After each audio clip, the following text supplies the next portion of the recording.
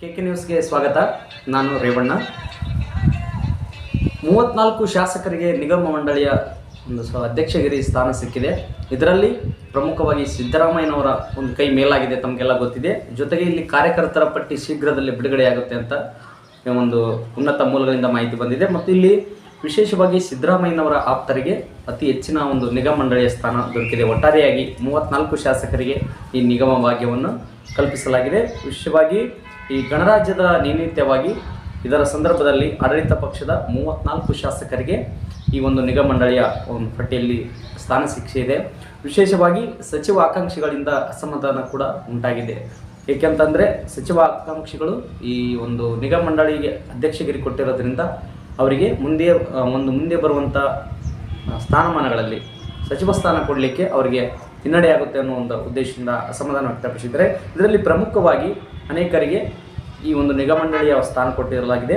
ವಿಶೇಷವಾಗಿ ಜಾತಿಯ ಲೆಕ್ಕಾಚಾರ ಹಾಕೋದಾದರೆ ಇಲ್ಲಿ ಪ್ರಮುಖವಾಗಿ ಅನೇಕರಿಗೆ ಬೇರೆ ಬೇರೆ ಜಾತಿಯರಿಗೆ ಎಷ್ಟು ಸ್ಥಾನಮಾನವನ್ನು ಕೊಟ್ಟಿದ್ದಾರೆ ಅಂತ ನೋಡೋದಾದರೆ ಲಿಂಗಾಯತ ಸಮುದಾಯಕ್ಕೆ 9 ನಿಗಮ ಮಂಡಳಿಯ ಸ್ಥಾನಮಾನವನ್ನು, ಜೊತೆಗೆ ಒಕ್ಕಲಿಗ ಸಮುದಾಯಕ್ಕೆ 7 ಮತ್ತು ST ಸಮುದಾಯಕ್ಕೆ 6, SC ಸಮುದಾಯಕ್ಕೆ 4, OBC ವರ್ಗಕ್ಕೆ 6 ಒಂದು ನಿಗಮ ಮಂಡಳಿಯ ಒಂದು ಸ್ಥಾನಮಾನವನ್ನು ಕಲ್ಪಿಸಲಾಗಿದೆ.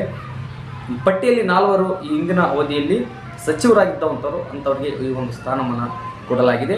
ವಿಶೇಷವಾಗಿ ಯಾರ್ಯಾರಿಗೆ ಯಾವ ಒಂದು ನಿಗಮ ಮಂಡಳಿಯ ಒಂದು ಅಧ್ಯಕ್ಷಗಿರಿ ಕೊಟ್ಟಿದ್ದಾರೆ ಅಂತ ನೋಡೋದಾದರೆ ಸಿಂಧನೂರು ಶಾಸಕರಾದ ಹಂಪನಗೌಡ ಬಾದರ್ಲಿ ಅವರಿಗೆ ಕೈಗಾರಿಕಾ ಮೂಲ ಸೌಲಭ್ಯ ಅಭಿವೃದ್ಧಿ ನಿಗಮದ ಅಧ್ಯಕ್ಷಗಿರಿಯನ್ನು ಹಾಗೂ ಮುದ್ದೇಬಿಹಾಳ ಶಾಸಕರಾದ ಅಪ್ಪಾಜಿ CS ನಾಡಗೌಡ ಅವರಿಗೆ ಕರ್ನಾಟಕ ಸೋಪ್ಸ್ ಡಿಟರ್ಜೆಂಟ್ಸ್ ನಿಗಮದ ಹಾಗೂ ಬರಂಗೌಡ ಆಲ್ಗೌಡ ಕಾಗವಾಡ ಶಾಸಕರು ಇವರಿಗೆ ವಾಯುವ್ಯ ಸಾರಿಗೆ ನಿಗಮ, ಹುಲ್ಲಪ್ಪ ಯಮನಪ್ಪ ಮೇಟಿ ಬಾಗಲಕೋಟೆ ಶಾಸಕರು ಇವರಿಗೆ ನಗರಾಭಿವೃದ್ಧಿ ಪ್ರಾಧಿಕಾರ, SR ಶ್ರೀನಿವಾಸ್ ಗುಬ್ಬಿ ಶಾಸಕರು ಇವರಿಗೆ ರಾಜ್ಯ ರಸ್ತೆ ಸಾರಿಗೆ ನಿಗಮ, ಬಸವರಾಜ್ ನೀಲಪ್ಪ ಶಿವಣ್ಣನವರ ಬ್ಯಾಡಗಿ ಶಾಸಕರು ಇವರಿಗೆ ರಾಜ್ಯ ಅರಣ್ಯ ಅಭಿವೃದ್ಧಿ ನಿಗಮ ಹಾಗೂ ಹೊಸದುರ್ಗದ ಶಾಸಕರಾಗಿರ್ತಕ್ಕಂಥ BG ಗೋವಿಂದಪ್ಪ ಅವರಿಗೆ ಆಹಾರ ಮತ್ತು ನಾಗರಿಕ ಸರಬರಾಜು ನಿಗಮ, ಮಾಗಡಿ ಶಾಸಕರಾದ SC ಬಾಲಕೃಷ್ಣ ಅವರಿಗೆ ರಾಜ್ಯ ರಸ್ತೆ ಅಭಿವೃದ್ಧಿ ನಿಗಮ, ರೋಣ ಶಾಸಕರು GS ಪಾಟೀಲ್ ಅವರಿಗೆ ಖನಿಜ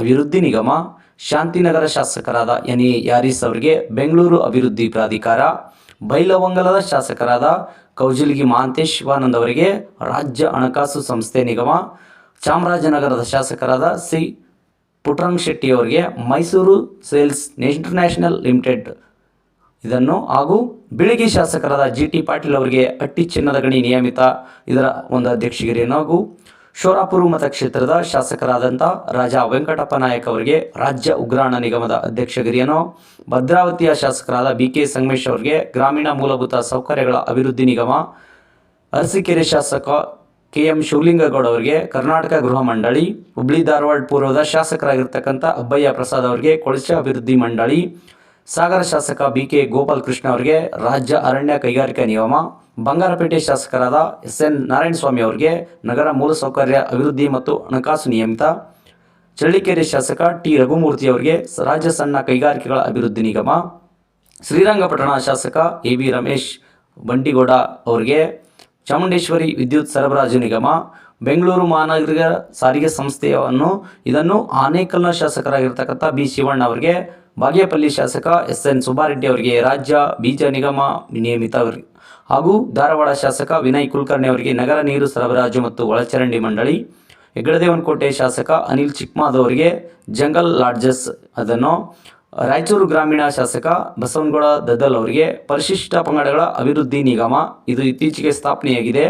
ಇದನ್ನು ಕಲಬುರಗಿ ಉತ್ತರದ ಶಾಸಕಿಯಾಗಿರ್ತಕ್ಕಂಥ ಖನಿಜ ಫಾತಿಮಾ ಅವರಿಗೆ ರೇಷ್ಮೆ ಉದ್ಯಮಗಳ ನಿಗಮ, ಹುನಗುಂದದ ಶಾಸಕರಾಗಿರ್ತಕ್ಕಂಥ ವಿಜಯಾನಂದ್ ಕಾಶಪ್ಪನ ಅವರಿಗೆ ಕ್ರೀಡಾ ಅಭಿವೃದ್ಧಿ ಪ್ರಾಧಿಕಾರ ಹಾಗೂ ಬಸವನಗೌಡ ತುರಿಯಾಳ ಇವರು ಮಸ್ಕಿ ಶಾಸಕರು ಇವರಿಗೆ ಖಾದಿ ಮತ್ತು ಗ್ರಾಮೋದ್ಯೋಗ ಮಂಡಳಿ, ಕಂಪ್ಲಿ ಶಾಸಕ JM ಗಣೇಶ್ ಅವರಿಗೆ ಕೈಮಗ್ಗ ಅಭಿವೃದ್ಧಿ ನಿಗಮ, ಶರತ್ ಬಚ್ಚೇಗೌಡ ಹೊಸಕೋಟೆ ಶಾಸಕರು ಇವರಿಗೆ ರಾಜ್ಯ ವಿದ್ಯುನ್ಮಾನ ಅಭಿವೃದ್ಧಿ ನಿಗಮ ಹಾಗೂ ಕಾರವಾರ ಶಾಸಕ ಸತೀಶ್ ಕೃಷ್ಣ ಅವರಿಗೆ ಮಾರ್ಕೆಟಿಂಗ್ ಕನ್ಸಲ್ಟೆಂಟ್ ಆ್ಯಂಡ್ ಏಜೆನ್ಸೀಸ್ ಇದನ್ನು ಹಾಗೂ KGF ಶಾಸಕಿ M ರೂಪಕಲಾ ಅವರಿಗೆ ಕರಕುಶಲ ಕೈಗಾರಿಕಾ ಅಭಿವೃದ್ಧಿ ನಿಗಮ, ಶೃಂಗೇರಿ ಶಾಸಕ TD ರಾಜೇಗೌಡಗೆ ನವೀಕರಿಸಬಹುದಾದ ಇಂಧನ ಅಭಿವೃದ್ಧಿ ನಿಗಮ ಇದನ್ನು ನೀಡಿ ಇವೆಲ್ಲ ಹೆಸರನ್ನು ಪ್ರಕಟಿಸಲಾಗಿದೆ.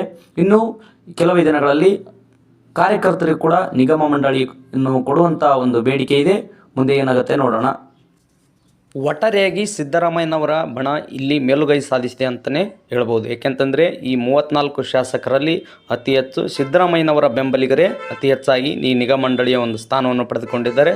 ಆದ್ದರಿಂದ ಇಲ್ಲಿ ಸಿದ್ದರಾಮಯ್ಯನವರ ಕೈ ಮೇಲಾಗಿದೆ ಅಂತಲೇ ಹೇಳ್ಬೋದಾಗಿದೆ.